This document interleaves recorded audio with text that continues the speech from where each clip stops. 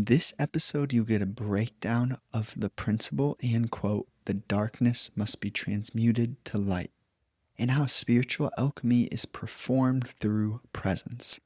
Welcome to Energy Alignment for Entrepreneurs, the podcast helping entrepreneurs be free from anxiety, stress, and tension through balancing emotions and consciousness expansion.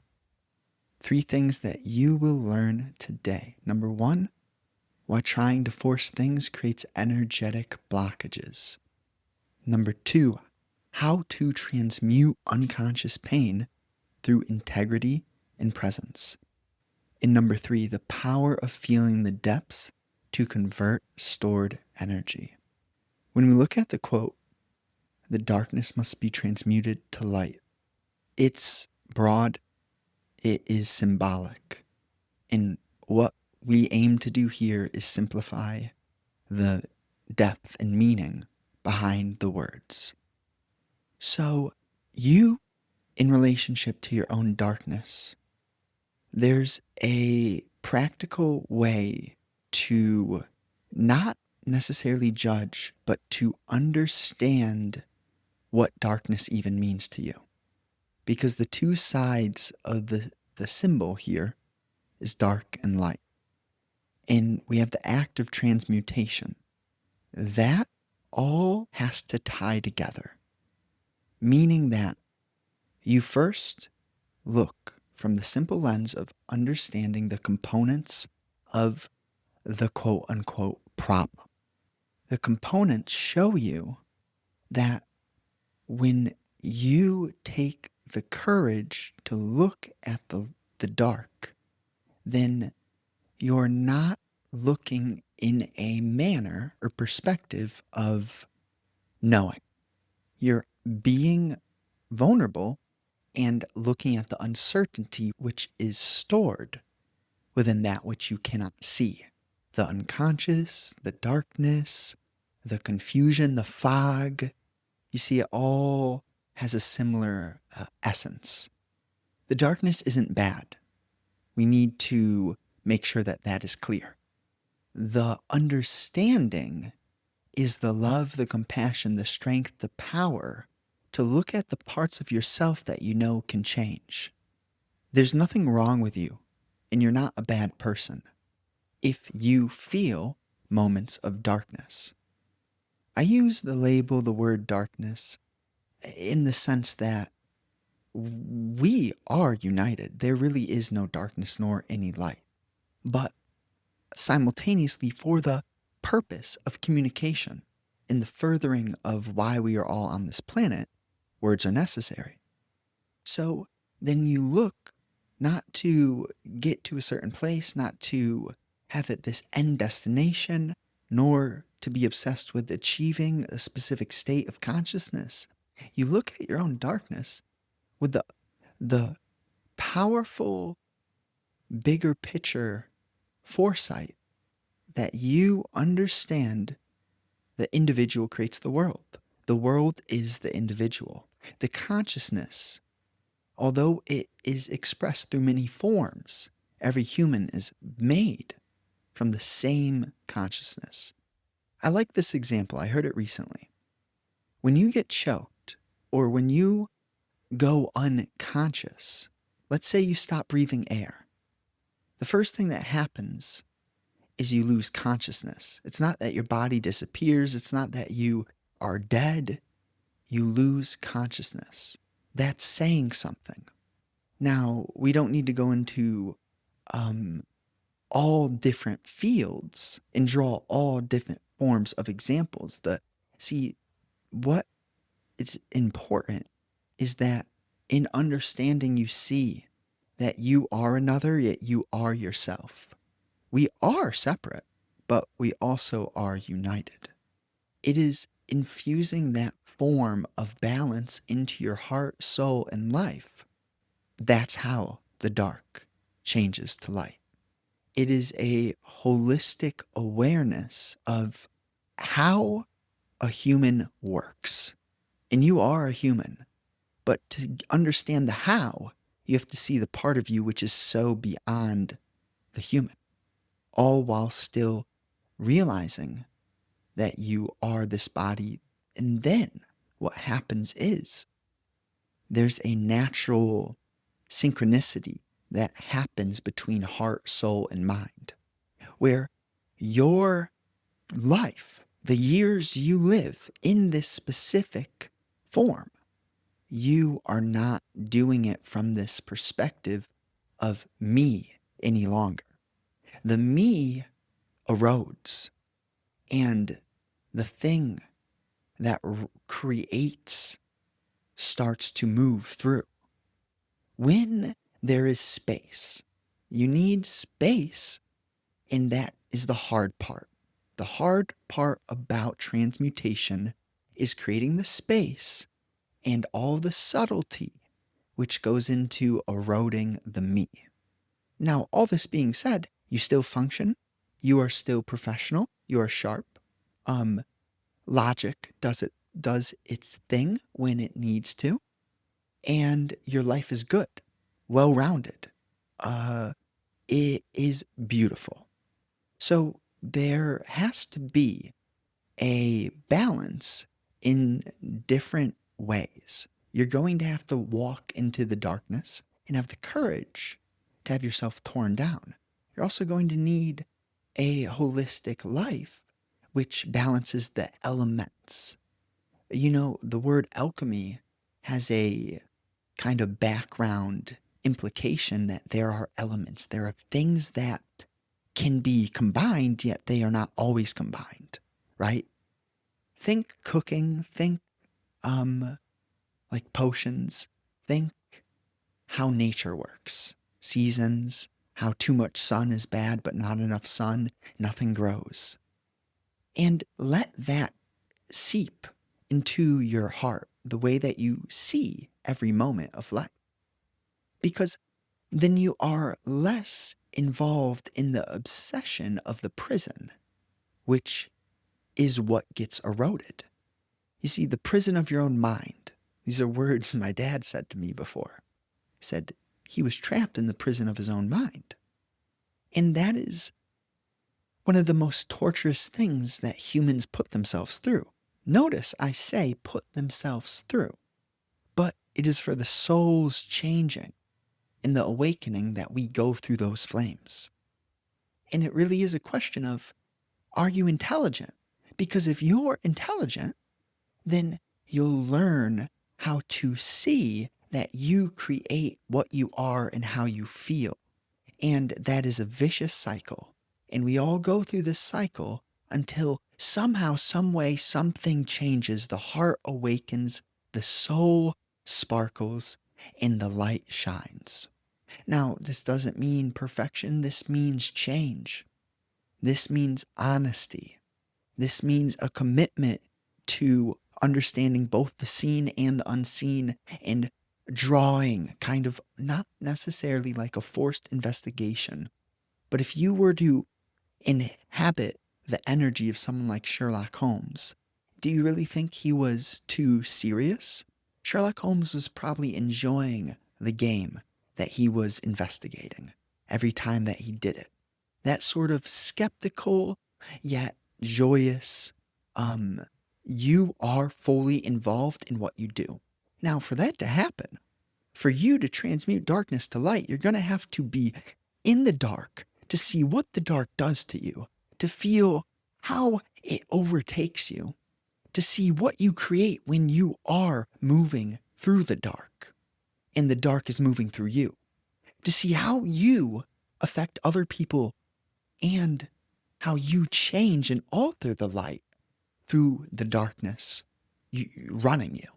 That you have to be so deeply open and vulnerable and serious in your heart about changing, about understanding that the individual creates the world. The individual creates the world. As each individual changes, awakens, and renews, that will absolutely create a quake on this realm that is unheard of, that cannot be denied. The inevitable change from dark to light. It's within you, and it starts with you. And that's funniest, it's very difficult to logically comprehend. You cannot really logically comprehend it. That the individual is the world, and as each individual changes, that's the only way the world will ever change. It's the only way the world will ever change. And what you do is in each moment, you choose love over fear. You realize that you, the individual, life comes down to moments. Everything is within the moment. And that's why there's this obsession in the spiritual world about presence. And then you try to force presence, you see what that does to you. So I covered the quote. I think we're good on that. Let's look at point number 1. Why trying to force things creates energetic blockages. When you look at the current, the tides in the ocean, it's one of the easiest ways to explain this law. When you force against the current, especially a multitude of currents, like a riptide, the funny part about escaping a riptide is you don't try to swim back into shore immediately. You can't force yourself through that type of current. This happens in our life so frequently. What we need to do is learn how to enjoy the fact that we're in a riptide and go horizontal and wait it out and be patient. I don't know how long you're going to have to do that.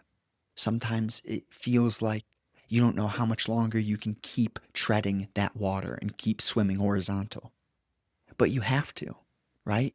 In life, sometimes when you know your heart's guiding you, you have to learn how to have this patience, this abundance, this presence, this joy, even if the logical situation like being stuck in a riptide is quite potentially treacherous. And when you swim horizontal, then you can get back to shore. But you have to kind of get out of that riptide. So you can't just go directly back to shore. You know, sometimes that's how life works. You don't just get what you want immediately. But then another story example that is so powerful, and I know it in my heart, and you know it in your heart, that it's true if you're honest. If you were handed everything you ever wanted right now, you would enjoy it for a period of time. 6 months, maybe a day, maybe a year. But there would come a point where you realize it was handed to you, that you didn't work for it. And if we're talking about your wildest dreams right now, like real dreams, aligned, honest, destiny, you wouldn't want your destiny to be handed to you. You wouldn't. So sit with that. If you disagree, hey, sit with that. I'm not saying you have to accept it. I'm saying that is just the truth. That's the nature of the world. And there's certain things that are absolutely irrefutable. So how do you transmute unconscious pain through integrity and presence? It's surely challenging because the first part is the fact that it's unconscious. You know, it's one thing if it's pain that you're conscious of, but when you're dealing with the deeper, maybe the traumas, maybe the things that your ego, it hurt so bad that you like blocked it out, you forgot. That's how the memory works sometimes. And if you're ever noticing yourself having these deeper memories about past periods that you seem to have forgotten, I would say that's kind of a healthy sign. Keep doing what you're doing, keep changing in alignment, because that's a healthy sign to see your unconscious areas start to be back in your field of conscious awareness. And when dealing with deeper unconscious pain, it is this integrity and presence that allows for the non-judgment of other people, things that may have happened to you, or things that you had done that may have been labeled mistakes in your psyche. When you're dealing with the unconscious pain, you have to have this humility and kindness, and it's not easy, but time and time again, you're going to go through this self-judgment and realize that the self-judgment creates more unhealthy spirals, that it's a vicious compounding game. And somewhere, somehow, you start to change your practical life to align with the awareness that you have of the nature of your psyche. Because you see, wait, my psyche is directly created through almost a vortex of components. My actions and my thoughts feed back into each other. The more I do certain action, the more I think certain way. And the more I think certain way, the more I do certain action. So you get this vicious sort of whirlpool effect. And hey, compounding works for you and against you. So that's what they mean when they say as above, as below. You need to have compounding work against you to feel how it works for you, right? So when you're living with the light compounds. When you're living in the dark compounds. And of course, there can be moments and varieties, right? 50 Shades of Gray. Like that is also implied in the nature of life. Now, did we cover fully number 2? You look without judgment. That's the summary of number 2. Now, number 3, the power of feeling the depths to convert stored energy. Interesting. What this means to me is that you have times and seasons where nothing's growing, but things are still happening. If you look at the bamboo metaphor, bamboo, it will sprout out of the ground and grow extremely fast.